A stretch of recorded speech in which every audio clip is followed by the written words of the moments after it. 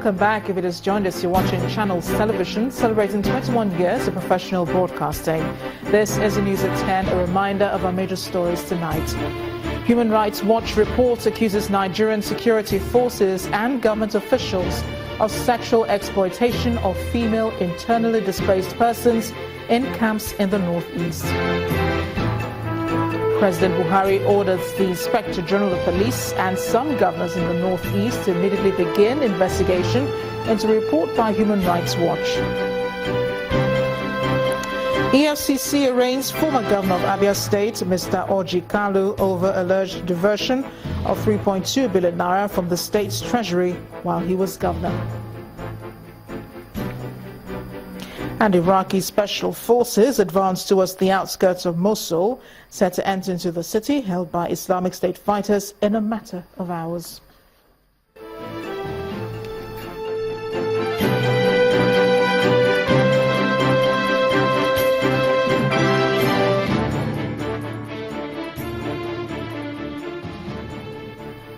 A quick reminder here, all our top stories can be found on our websites, channelstv.com and on youtube.com/channelsweb. Log on to m.channelstv.com to view us live on a mobile device. You can also download the Channels TV app for Android, iOS and Windows phones from their respective stores. Besides the news and updates, the Channels TV app has an eyewitness feature. We encourage you to use it to share those pictures, videos or news of happenings around you. Here's what to do. Just install the app, tap and swipe to reveal the eyewitness menu and follow the instructions. A group of lawyers under the auspices of Lawyers in Defense of Democracy have protested the arrest of judges by the operatives of the Department of State Services. They also kicked against the continued detention of some citizens of Nigeria who have been granted bail by various courts in the country. In their protest letter, the lawyers called on the National Judicial Council and the Chief Justice of Nigeria to direct all judges in the country not to hear any applications from the DSS and other agencies except bail applications until there is obedience to all pending orders against them.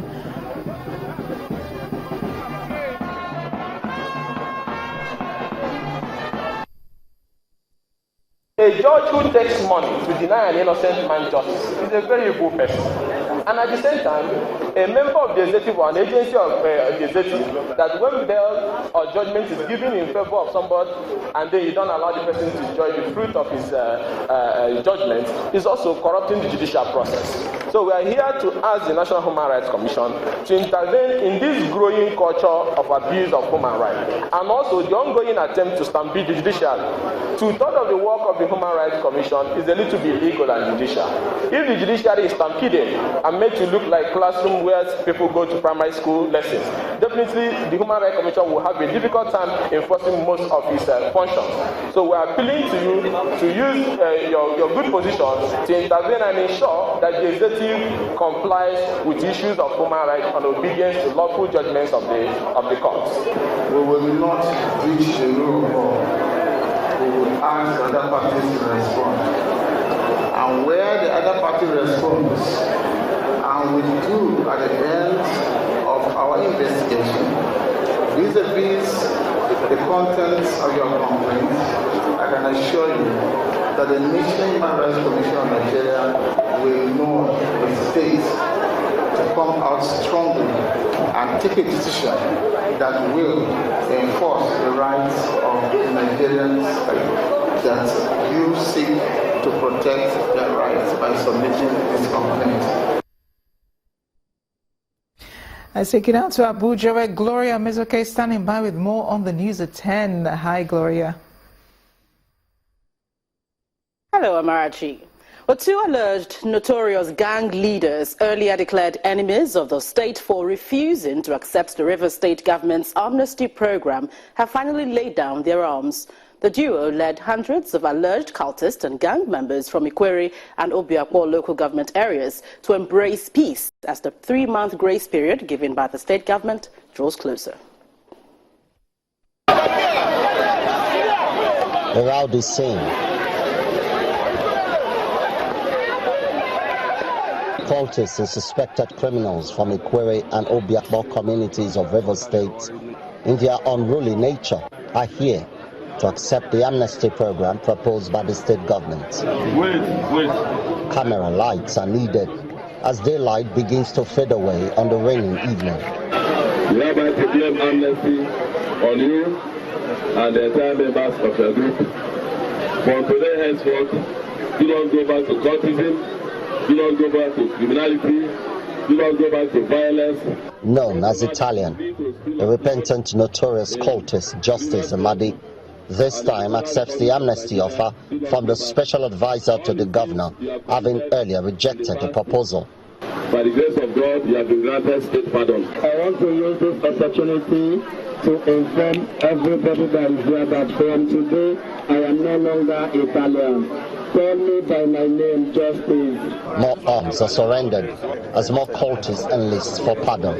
As the people has made up their mind to grant peace in our lives, may peace be with us in the mighty name of Jesus. The caretaker committee chairman of Ikwere local government area puts things in proper perspective. Virtually all the issues they have committed in the past, they have been pardoned. But it doesn't mean that if they go back to crime, they will not be punished by the law. They are safe as long as they don't go back to crime. But as soon as they go back to crime, the full weight of the law will come upon them. I mean, I will seize this opportunity to encourage all those who are still keeping their weapons behind, feeling that they are playing pranks on government. You can't play pranks on government. In the meantime, these ones who have accepted pardon have been advised to stay out of trouble or face the wrath of the law. Emmanuel Irei, Channels Television News. But just as some of the gang leaders were embracing the olive branch, 2 suspected cultists have been reportedly killed in a gun battle between rival groups in Konokana local government area in Rivers State.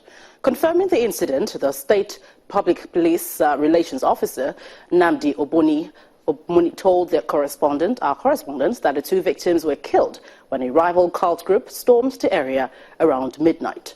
According to him, normalcy has returned to the area as more police reinforcement has been sent there to add to the security presence already on ground. But to politics now, the governorship candidate of the All Progressives Congress in Ondo State, Chief Rotimi Akeredolu, has met with President Muhammadu Buhari at the State House in Abuja, where Chief Akeredolu was led to the meeting by the Governor Solomon Lalong of Plateau State, who is also the chairman of the All Progressives Congress campaign in Ondo State. Well, speaking to journalists after the meeting, both Governor Lalong and Mr. Akeredolu said that they were confident of the party's victory in the forthcoming election. We came with the confirmation that APC has only one candidate, unlike other parties that are fighting about who is their candidate. We have only one candidate, and that candidate is Chief Akeredolu, SN. So we are coming to introduce the candidate, the leader of our party, Mr. President, and other leaders of the party. I can assure you, I will be happier facing both of them together. If Jimoh Jegede was chosen as candidate and Ibrahim as his deputy, we will still win. So both of them combined with me. You see, Jimoh Jegede happens to be a friend. Just Jimoh Ibrahim too. Jimoh Ibrahim went to Ife. We've known ourselves for long, so I have no fear about both of them. Both of them, we know that we are going to win this election, and we have no doubt. If it's Jegede, let him come. If it's Jimoh Ibrahim, bring him up. Any of them, we are going to win. 2019 political year may appear far away, but the All Progressives Congress in Rivers State is already gearing to go. Well, this comes as former chairman, chieftain of the People's Democratic Party in the state, and a former director with the Niger Delta Development Commission, Henry Ogiri, defects to the APC. The event held in Abuja, Odua local government of the state, and brought together leaders of the party from the state and the local government levels.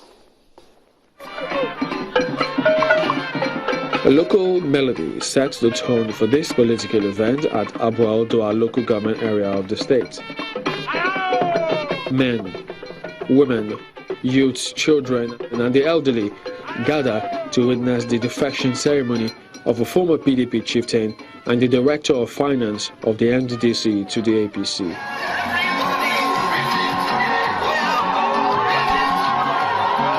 and the man of the moment arrives with his supporters. He speaks of his reason for the move. We want to be part of that process of building a new Nigeria that will ensure a better tomorrow, a greater tomorrow with opportunities for our people. Then the arrival of senatorial candidate of the APC in River South East and the Director General of NIMASA. He is a seasoned politician and accepted grassroots mobilizer. And his entry into this party today definitely sounds the death knell for the PDP in Abu-Odoa, because he was a pillar of the PDP here.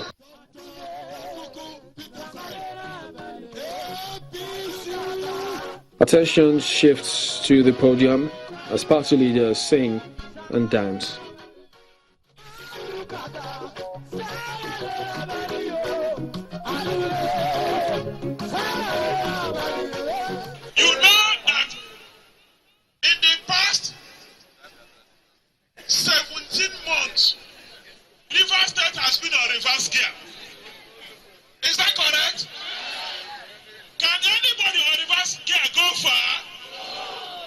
The former PDP chieftain announces his defection by tearing his former party card. Today, I have declared my membership of APC. Abu-Odoa is 100% APC. Henry Aguirre is a chartered accountant, a former member of the River State House of Assembly, regarded by many as a grassroots political leader.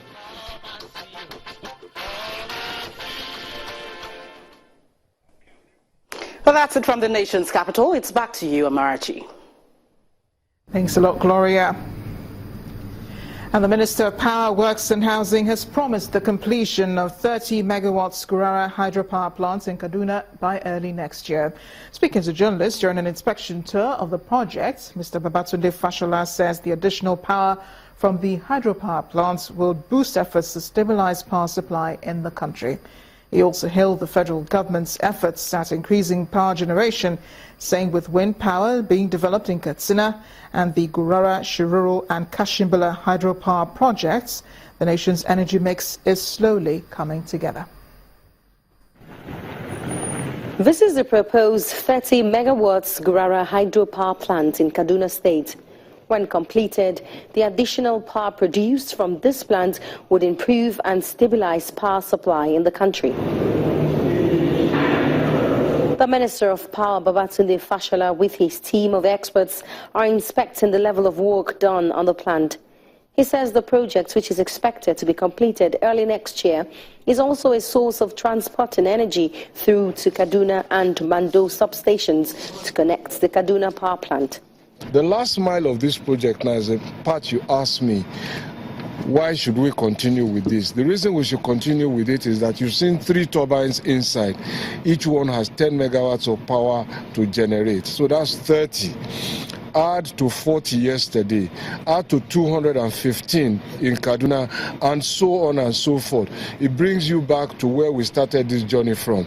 Incremental power everywhere that we can get it. So the reason why we must complete it is that it gives us 30 megawatt of incremental energy to add to the energy that is not enough. The minister and his team also inspected the Kashimbila multipurpose dam project in Taraba State. The dam, when completed, is expected to provide electricity and support agricultural ventures in the surrounding communities. This project has 3 phases and 3 objectives to it. First, to prevent an ecological disaster that science predicts will happen, and secondly, to provide from there electricity and to support agriculture. This is a Kashimbila 40 megawatt multi-purpose dam for irrigation and electricity, but as I said, it was an ecological necessity. The minister appeals for peace and cooperation from the host community to ensure that this project, which will serve the community, is completed in record time. Still ahead on the news at 10, the federal government releases policy for new licensing regime in the oil and gas sector. That will be on Business News. Do join us again.